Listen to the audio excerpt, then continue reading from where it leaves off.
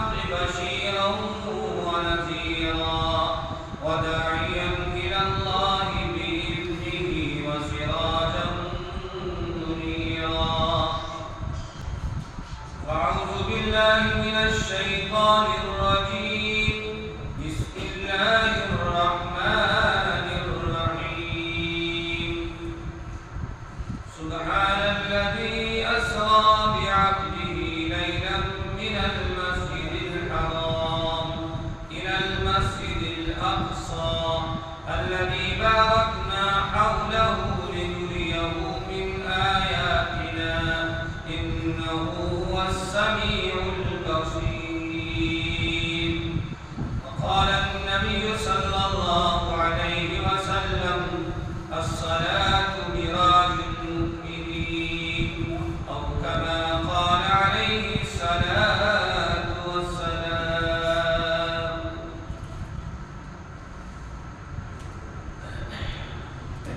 برادران اسلام، سلطان محترم،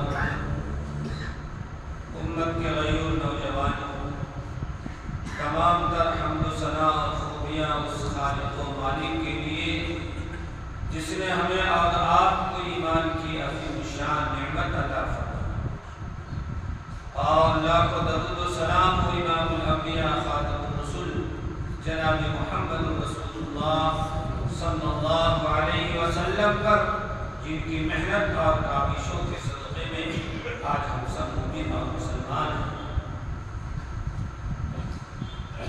رجب کا یہ عظیم الشان مہینہ آپ کو معلوم ہے، اللہ کے نبی جناب رسول اللہ صلی اللہ علیہ وسلم نے رجب وہ مہینہ ہے، سال کے 4 مہینے ایسے ہیں جو محترم مہینے شمار کیے گئے ہیں، جس میں جنگ و جدال کا کرنا منع ہے۔ رجب کے آنے کے بعد اللہ کے نبی صلی اللہ علیہ وسلم دعا فرماتے: اللہم بارک لنا فی رجب و شعبان وبلغنا رمضان، کہ اللہ رجب اور شعبان میں برکتیں عطا فرما، رجب اور شعبان میں برکتیں عطا فرما، اور رمضان تک پہنچا دے۔ رمضان کی جو عظمتیں ہیں وہ مجھے حاصل کرنا ہے، پانا ہے، لیکن یہ اس وقت پا سکتے ہیں جب رمضان ہمیں میسر ہو جائے، رمضان ہمیں مل جائے، تو رمضان تک پہنچنے کی دعا فرمانا ہے۔ اس مہینے کے اندر ایک بڑا عجیب و غریب واقعہ پیش آیا، جس کو قرآن نے بیان کیا ہے، احادیث نے بیان کیا ہے، مستند صحاح ستہ کی مستند احادیثوں میں ان واقعوں کا تذکرہ فرمایا گیا۔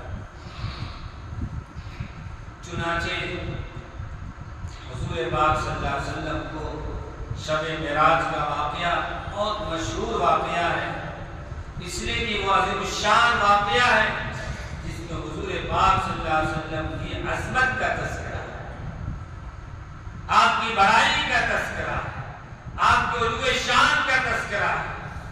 اور کیوں نہ ہو، آپ اس درجے کے اس لائق ہیں جن کے صدقے میں کون و مکان کو سجایا گیا۔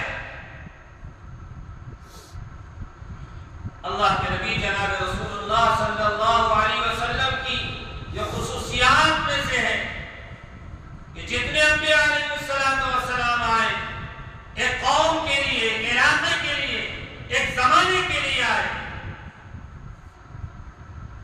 لیکن جناب محمد رسول اللہ صلی اللہ علیہ وسلم تشریف لائے تو قرآن نے اعلان کر دیا: اے نبی آپ اعلان کر دیجئے، لوگوں سے کہہ دیجئے، قل یا ایھا الناس انی رسول اللہ الیکم جمیعا، مشرق و مغرب ہو، شمال و جنوب ہو، دنیا کا کوئی خطہ، کوئی علاقہ ایسا نہیں ہے جہاں کہ آپ نبی اور رسول ہیں، جہاں کہ آپ پیغمبر اسلام ہیں، آپ انسانوں کے بھی پیغمبر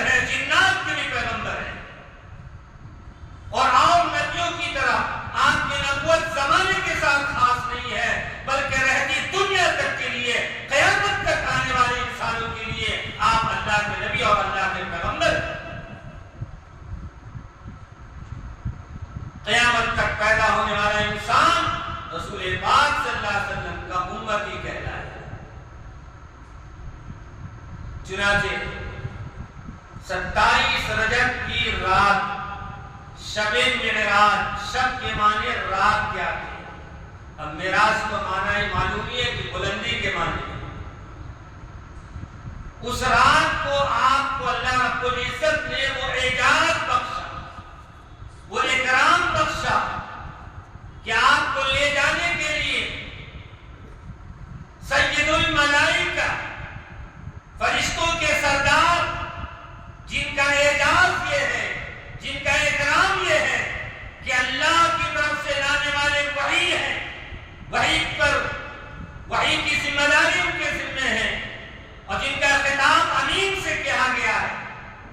سیدنا جبرائیل امین اللہ رب العالمین کے حکم سے رسول پاک صلی اللہ علیہ وسلم کی خدمت میں آئے۔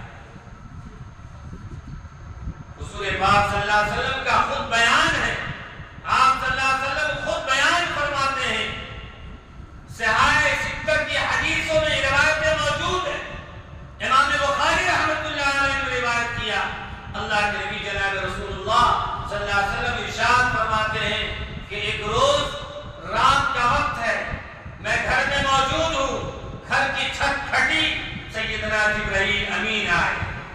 کون آئے؟ جبرائیل امین آئے۔ کیا لے کر آئے؟ 2 چیزیں لے کر آئے، ایک جنت کی سواری براق لے کر آئے اور ایک کشت لے کر آئے۔ سیدنا جبرائیل امین آئے، سلام کیا اور اس کے بعد حضور پاک صلی اللہ علیہ وسلم کا سینہ چاک کیا، سینے کو کاٹا۔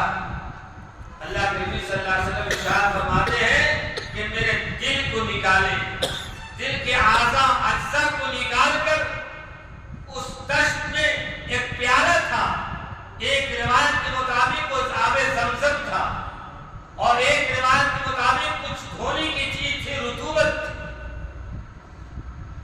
اس پانی میں آپ کے قلب مبارک کو جبرائیل امین نے دھویا اور اس کے بعد انوار و تجلیات کے ساتھ پھر اس قلب کو سینے میں منتقل کر دیا۔ اللہ کے نبی جناب رسول اللہ صلی اللہ علیہ وسلم فطرت انسانی کی بنیاد پر اللہ تعالیٰ نے آپ کے سینے مبارک کو بالکل منزہ کر دیا، آپ کے سینے مبارک کو قوی کر دیا، کیونکہ آپ کو بھی وہ سفر کرنا ہے جہاں جنت و جہنم کی سیر کرائی جائے۔ چنانچہ جبرائیل امین اس براق پر سوار کرتے ہیں۔ براق کی جو تفصیلات احادیث میں آئی ہے، بس المختصر یہ ہے کہ اس کی رفتار ایسی تیز تھی کہ اس کا ایک قدم یہاں تو دوسرا قدم ہم آنکھ کھول کر پلک جھپکنے کے برابر میں جو وقت نہیں لگتا نگاہ پڑتی ہے، دوسرا قدم وہاں ہوتا۔ اللہ تعالیٰ کی طرف سے بھیجی ہوئی سواری تھی۔ اللہ کی قدرت کے سامنے یہ کوئی مشکل بات نہیں ہے۔ حضرت سلیمان علیہ السلام نے جنات سے کہا بلقیس کا تخت شاہی اٹھا کر کون لائے گا؟ کسی نے کہا 1 منٹ 2 منٹ میں لے کر آؤں گا۔ حضرت سلیمان نے کہا کہ نہیں، پلک جھپکنے کے برابر تاخیر ہونا ہے۔ قرآن میں پوری تفصیلات موجود ہے۔ سیدنا حضرت سلیمان علیہ السلام کے کہنے پر ایک جنات تیار ہوتا ہے اور پلک جھپکنے کے برابر کی مدت میں اس تخت شاہی کو جو کسی اور ملک میں تھا وہاں سے ایک آن کی آن ملا کر سلیمان علیہ السلام کے محل ملا کر پیش کر۔ یہاں تو اللہ کا معاملہ ہے۔ کس کا معاملہ ہے؟ وہاں تو اللہ کے نبی کا معاملہ تھا، اللہ کے پیغمبر کا معاملہ تھا۔ یہاں تو ڈائریکٹ خدا کا معاملہ ہے۔ خدا کہہ رہا ہے سبحان الذی اسریٰ بعبدہ لیلا من المسجد الحرام، پاک ہے وہ ذات جو لے گیا کسے؟ بعبدہ، اپنے بندے حضرت محمد رسول اللہ صلی اللہ علیہ وسلم کو لے گئے۔ لیکن لے جانے کی نسبت اللہ نے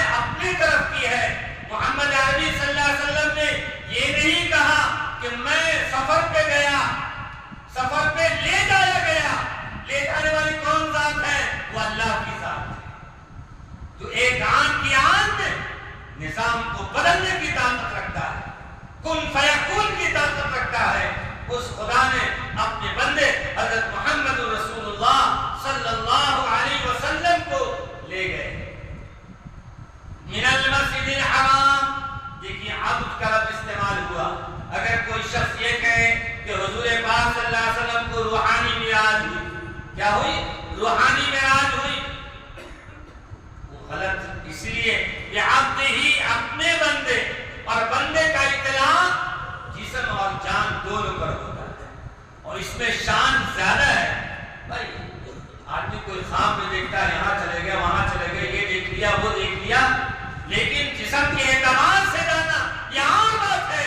حضور پاک صلی اللہ علیہ وسلم کی شان مبارک کا اس میں زیادہ اکرام ہے کہ آپ صلی اللہ علیہ وسلم پورے جسم مبارک کے ساتھ اللہ نے آپ کو بلائے اور آپ کو لے گئے من المسجد الحرام. مسجد حرام سے مسجد حرام سے آپ مکہ المکرمہ میں ہیں، وہاں سے جبرائیل امین آپ اس براق سواری پر سوار کر کے لے کر گئے من المسجد الحرام الى المسجد الاقصى. کہاں تشریف لے گئے؟ مسجد اقصی تشریف لے گئے. مسجد اقصی ایمان والوں کا، مسلمانوں کا قبلہ اول ہے. جس مسجد اقصی کی طرف امام الانبیاء خاتم الرسول جناب محمد رسول اللہ صلی اللہ علیہ وسلم اور صحابہ کرام نے 17 مہینے آپ نے بیت المقدس کی طرف اور مسجد اقصی کی طرف آپ نے نماز پڑھا. مسلمانوں کا قبلہ اول ہے وہ. اور یہی نہیں، مسجد اقصی وہ مقام ہے، وہ شہر ہے، وہ علاقہ ہے، وہاں کی گلیاں وہ گلیاں ہیں جہاں ہزاروں انبیاء علیہ السلام وہاں تشریف فرما ہے، وہاں مدفون ہے. انبیاء علیہ السلام کا مرکز رہا ہے وہ مسجد اقصی کے اطراف اور وہاں کی گلیاں اور وہاں کا شہر. ایسا عظیم الشان مبارک شہر من المسجد الحرام الى المسجد الاقصى. مسجد اقصی آپ تشریف لے گئے، وہاں گئے تو کیا ہوا؟ مسجد اقصی میں 1,24,000 انبیاء علیہ السلام موجود ہیں. کیا اکرام ہے، کیا اعجاز ہے، کیا عظمت ہے، کیا فضیلت ہے. اور کیوں نہ ہو، آپ امام الانبیاء ہیں، آپ امام الانبیاء ہیں، آپ کا رتبہ، آپ کا مقام الگ ہے. سارے انبیاء علیہ السلام انتظار کر رہے ہیں. اسی لیے کہتے ہیں امام کے امام کیوں کہتے ہیں؟ پیش امام.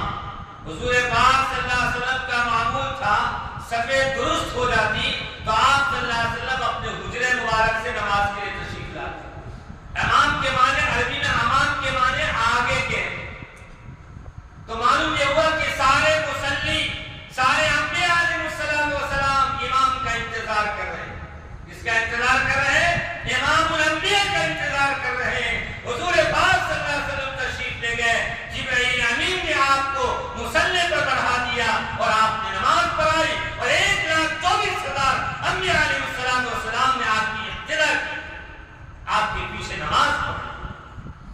اسی لیے تو کہتے ہیں کہ امام الانبیاء، سارے نبیوں کے آپ امام ہیں، سارے نبیوں کے سردار ہیں، سارے نبیوں کے آپ امام ہیں.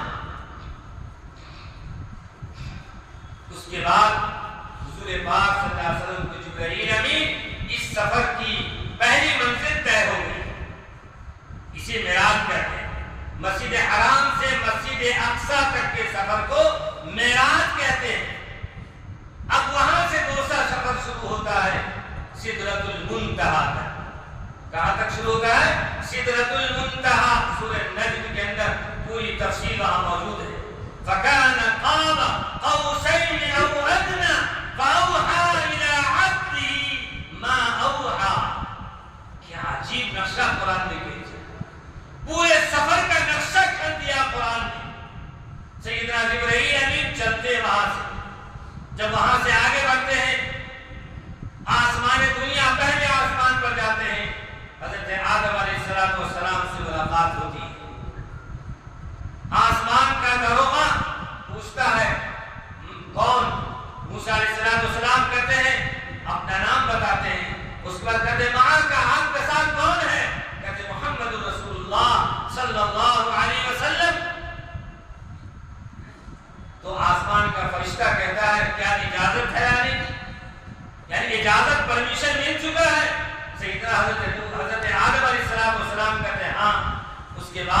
آدم علیہ السلام سے جب ملاقات ہوتی ہے، یہ جبرائیل امین اور فرشتے کے درمیان گفتگو کے بعد جیسے ہی اندر داخل ہوتے ہیں، آدم علیہ السلام سے ملاقات ہوتی ہے، سلام کلام ہوتا ہے، مبارکبادی دیتے ہیں، اہلا و سہلا مرحبا پیش کرتے ہیں، وہ کہتے ہیں خوش ہو جاؤ بیٹے۔ محمد عربی صلی اللہ علیہ وسلم کو لے کر پھر دوسرے آسمان پر سیدنا جبرائیل امین جاتے ہیں، یہی واقعہ پیش آیا، اور اس کے بعد وہاں حضرت یحییٰ اور حضرت عیسیٰ علیہ السلام سے ملاقات ہوئی، انہوں نے بھی مبارکباد دیا۔ پھر تیسرے آسمان پر گئے، حضرت یوسف علیہ السلام سے ملاقات ہوئی، حضرت یوسف علیہ السلام نے مخاطب ہو کر کہا بھائی مبارک ہو، اہلا و سہلا مرحبا، آپ تشریف لائیے۔ حضرت یوسف علیہ السلام سے ملاقات ہوئی، اس کے بعد چوتھے آسمان پر گئے، حضرت ادریس علیہ السلام، اور ہر آسمان کے دروازے کا جو داروغہ ہے پوچھ کر اجازت کے بعد جو ہے دروازہ کھلا، اور اس کے بعد آپ تشریف لے۔ پانچویں آسمان پر گئے، کتنے؟ پانچویں آسمان پر گئے، حضرت ہارون ابن عمران، حضرت ہارون علیہ السلام سے ملاقات ہوتی ہے، اور اس کے بعد چھٹے آسمان پر گئے، سیدنا حضرت موسیٰ کلیم اللہ سے ملاقات۔ لیکن کسی نبی نے یہ بات نہیں کہ جو موسیٰ علیہ السلام کہہ رہے ہیں۔ موسیٰ علیہ السلام نے کہا ٹھیک ہے آپ جائیے، لیکن واپسی میں مجھے بتائیے کہ آپ کو کس لیے بلایا گیا، کس لیے بلایا گیا، کیا آپ کو ہدیہ تحفہ ملا ہے، آپ مجھے بتائیے۔ کس نے کہا؟ موسیٰ علیہ السلام نے۔ پھر اس کے بعد ساتویں آسمان پر گئے، سیدنا ابراہیم خلیل اللہ سے ملاقات ہوتی ہے، ابراہیم خلیل اللہ سے ملاقات ہوتی ہے، اور اس کے بعد مقام سدرہ پر پہنچتے ہیں۔ کہاں پہنچتے ہیں؟ عند سدرۃ المنتہی۔ سدرہ کہتے ہیں ایک جھاڑ ہے، ایک درخت ہے، اور بیری کا بات نے کہا کہ بیری کا جھاڑ ہے وہاں درخت، اور وہ ایسا درخت ہے جس کے پتے اتنے چوڑے اتنے لمبے ہیں کہ انسان تصور نہیں کر سکتا۔ اس بیری کے جھاڑ کے پاس پہنچتے ہیں، سدرۃ المنتہی، حضرت جبرائیل امین وہاں انتہا ہو گئی۔ جبرائیل امین نے کہا اب آگے بڑھنے کی طاقت میرے بس میں نہیں ہے، اب آگے میں نہیں جا سکتا ہوں، آگے آپ جائیں گے۔ حضور پاک صلی اللہ علیہ وسلم سدرۃ المنتہی پہنچتے ہیں، جبرائیل امین وہیں رک گئے، اس کے بعد حضور پاک صلی اللہ علیہ وسلم آگے لے گئے تشریف، فَكَانَ قَابَ قَوْسَيْنِ أَوْ أَدْنَىٰ، آپ دو کمان کے بیچ ایک دم بالکل فاصلے باریک کے درمیان اللہ کے آپ قریب پہنچے، اتنا قریب پہنچ گئے کہ اللہ رب العالمین سے ہم کلامی ہوئی، گفتگو ہوئی، بات چیت ہوئی۔ اما عائشہ صدیقہ رضی اللہ تعالیٰ عنہ فرماتی ہیں کہ حضور پاک صلی اللہ علیہ وسلم معراج کے سفر پر آپ تشریف لے گئے، یقیناً اللہ سے بات چیت ہوئی، اللہ سے ہم کلامی کا شرف آپ کو ملا، لیکن آپ کو اللہ کا دیدار نہیں ملا۔ اما عائشہ صدیقہ رضی اللہ تعالیٰ عنہ فرماتی ہے کہ اگر کوئی شخص یہ کہتا ہے کہ محمد عربی صلی اللہ علیہ وسلم کو اللہ کا دیدار ہوا، وہ جھوٹ بولا ہے۔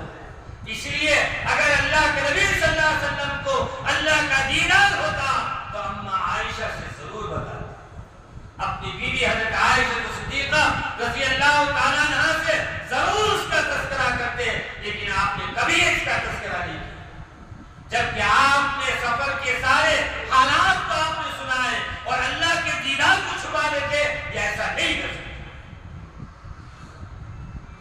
اس کے بعد میرے دوست بزرگوں، اللہ رب العالمین کے قریب گئے، بات چیت ہوئی، اللہ کی طرف سے توفیق ملے۔ کیا ملے؟ اللہ کی طرف سے۔ مختصر کر کے چل رہا ہوں ورنہ تفصیلات میں جائیں گے تو وقت ہی نہیں۔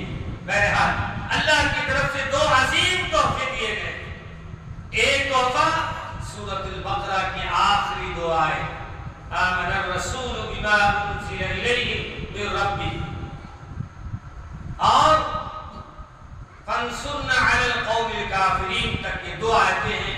یہ دو آیتیں آپ صلی اللہ علیہ وسلم کو اور امت کو آپ کے واسطے سے تحفہ ملا ہے، اتنا عظیم تحفہ ہے جو آپ صلی اللہ علیہ وسلم کو معراج پر ملا ہے۔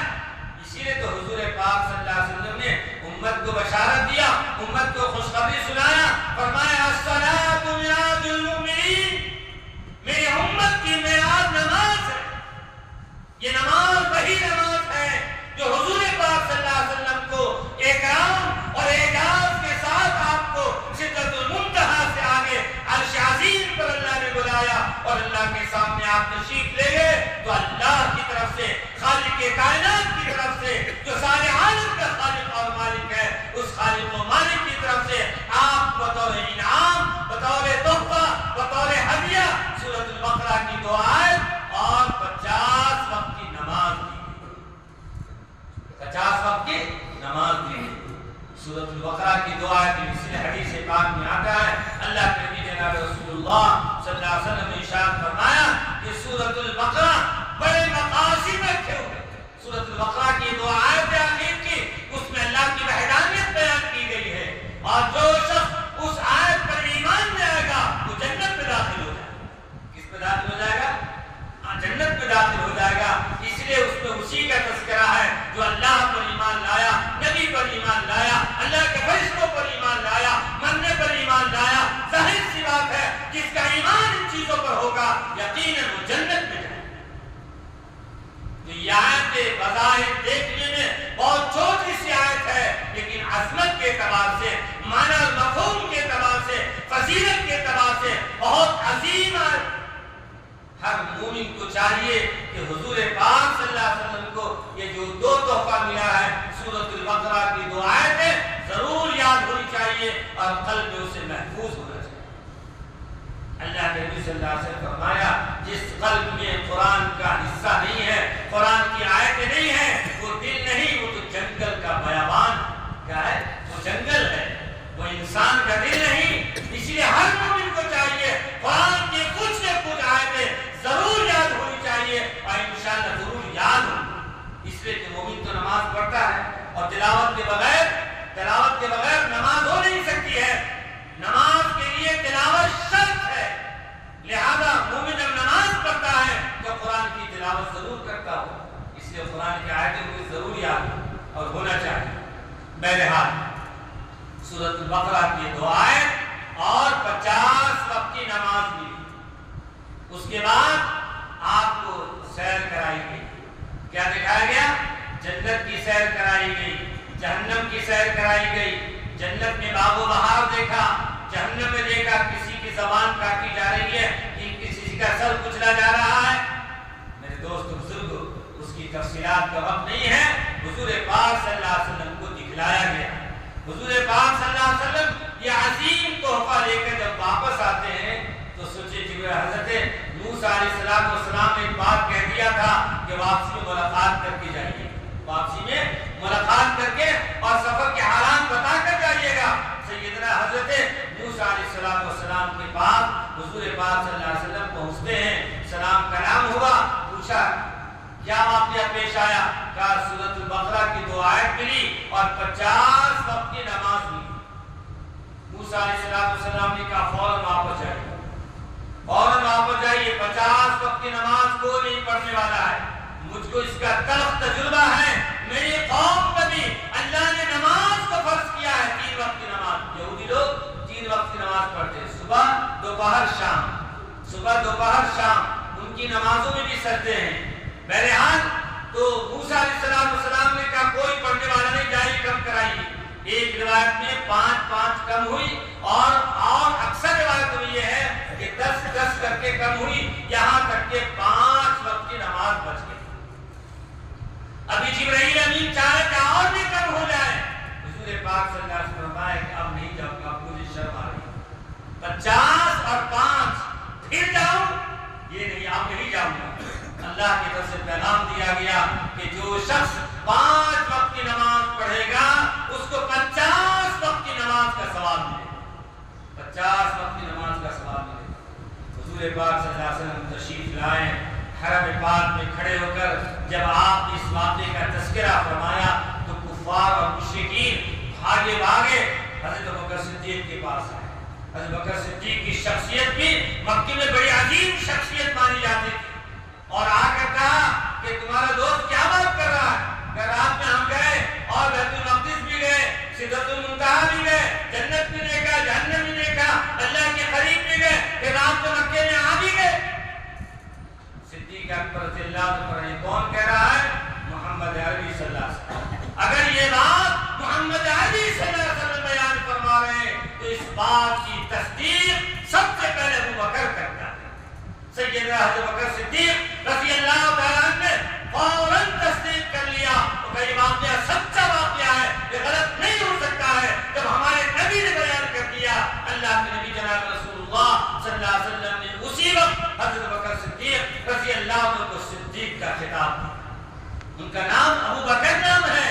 صدیق معراج کے اس سفر میں جناب رسول اللہ صلی اللہ علیہ وسلم کے اس واقعے کی آپ نے تصدیق کیا.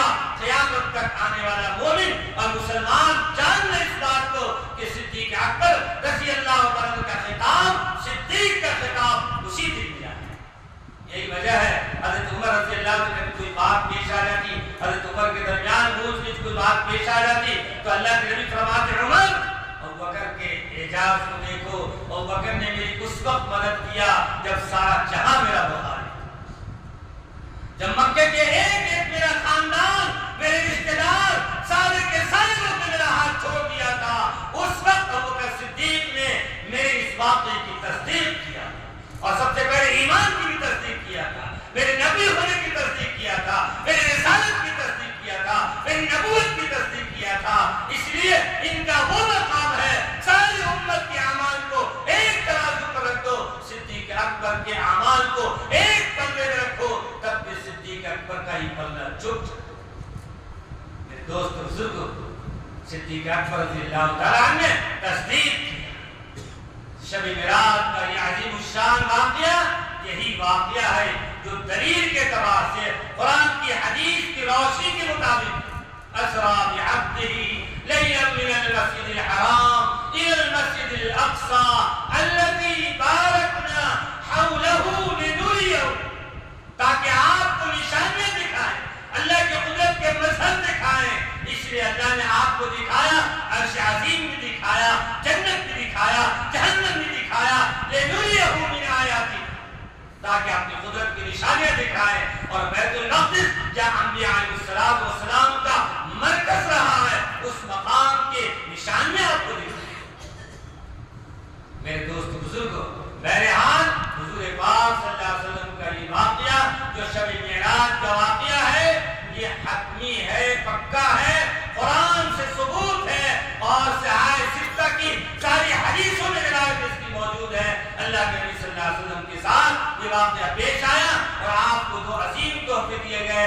اے مسلمانوں, اس امت کو وہ تحفہ دیا گیا ہے جس تحفے کو آج ہم نظر انداز کر رہے ہیں. کیا کر رہے ہیں؟ نظر انداز کر رہے ہیں. کبھی مغرب کا موقع مل گیا تو پڑھ لیا, کبھی عشاء میں چانس مل گیا تو پڑھ لیا, کبھی دھوکے سے فجر میں آنکھ کھل گئی تو فجر پڑھ لیا. یہ ہماری حالت ہے. حضور پاک صلی اللہ علیہ وسلم نے فرمایا, الصلاۃ معراج المؤمنین, میری امت کی معراج نماز ہے. جو شخص نماز پڑھتا ہے, جس طرح حضور پاک صلی اللہ علیہ وسلم کا اعزاز کیا گیا ہے, اعزاز کیا گیا ہے, امت کا جو شخص نماز پڑھے گا انشاءاللہ ثم انشاءاللہ قیامت میں اللہ اس کا اعزاز کرے.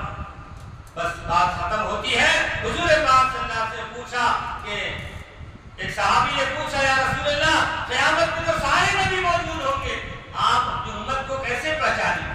بھائی ایک سوال ہے نا بھائی, سارے امت اپنے نبی کے جھنڈے کے نیچے ہوں گے. صحابی نے پوچھا, یا رسول اللہ, قیامت کے وحشتناک منظر میں آپ اپنی امت کو کیسے پہچانیں گے؟ حضور پاک صلی اللہ علیہ وسلم کا جواب سنیے. آپ نے فرمایا, میں پہچانوں گا, اس کا چہرہ چمکتا ہوگا, اس کا دونوں ہاتھ چمکتا ہوگا, اس کا دونوں پاؤں چمکتا ہوگا, اس لیے اس نے